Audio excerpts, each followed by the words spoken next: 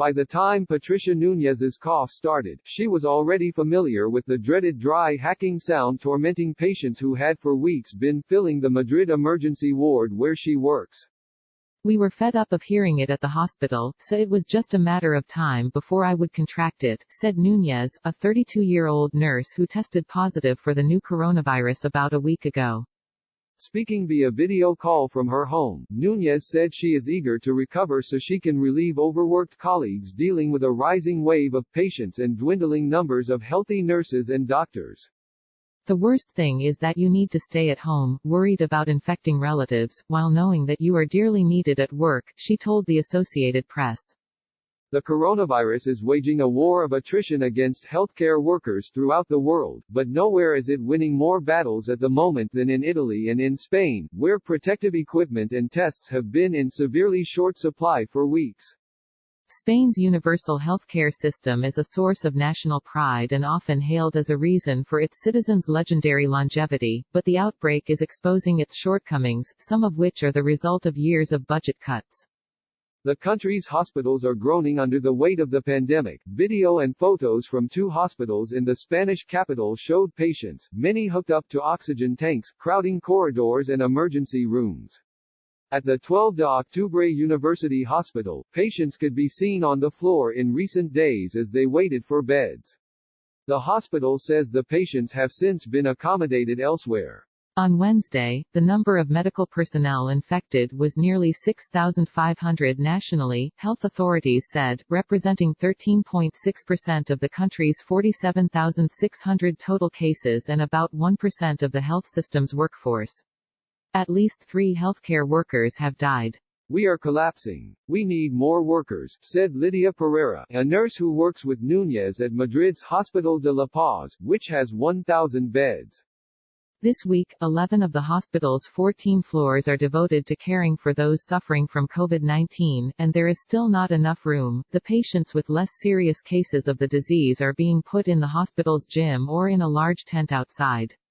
If you had told me 3 months ago that I would be working in these conditions in Spain, I wouldn't have believed you, Pereira said, adding that staff at La Paz are only being tested for the virus if they have symptoms.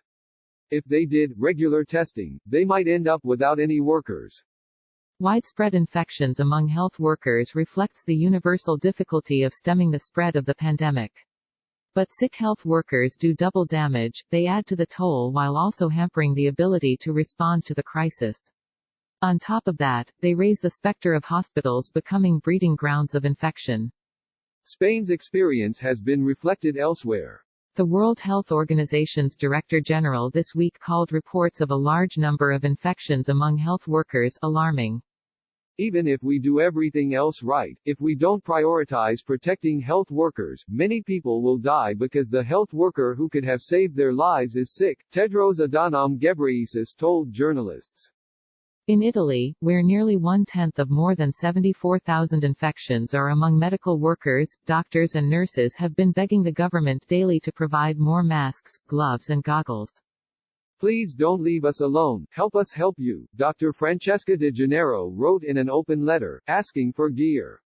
De Gennaro heads a small private medical clinic in hard-hit Bergamo, where some 90 of 460 workers have tested positive. In addition, 33 doctors have died, according to the Italian Federation of Doctors, although it was not clear if all were in service at the time. There was no immediately available data on infections among healthcare workers in the United States. Neither Iran nor France is disclosing those figures. But in China, where the outbreak started and more than 80,000 people became infected in 3 months, over 3,000 medical workers were believed to have fallen ill by the end of February, according to Dr. Liang Wannian, the leader of a team of Chinese experts working with WHO to study the outbreak. For most people, the new coronavirus causes mild or moderate symptoms that clear up in 2 to 3 weeks. For some, especially older adults and people with existing health problems, it can cause more severe illness, including pneumonia and death. Spanish authorities have repeatedly said that protecting medical staff is central to their efforts to do what's known as flattening the curve, spreading out the time period over which infections occur, in order to reduce the burden on intensive care units. But health workers say that even simple things such as gowns and masks are still in short supply, as are tests. All over the country, you see examples of workers inventing homemade suits using plastics, said Dr. Olga Mediano, a lung specialist in Guadalajara, some 40 miles east of Madrid. Unions blame budget cuts during the decade that followed the last global economic crisis for leaving Spanish hospitals ill-prepared.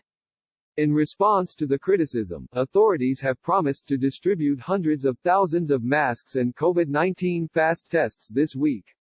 On Wednesday, Health Minister Salvador Illa announced a €432 million purchase of Chinese medical material, including 500 million masks, 5.5 million test kits and 950 ventilators. Authorities have also called up over 50,000 additional workers, including recent graduates and retired doctors and nurses.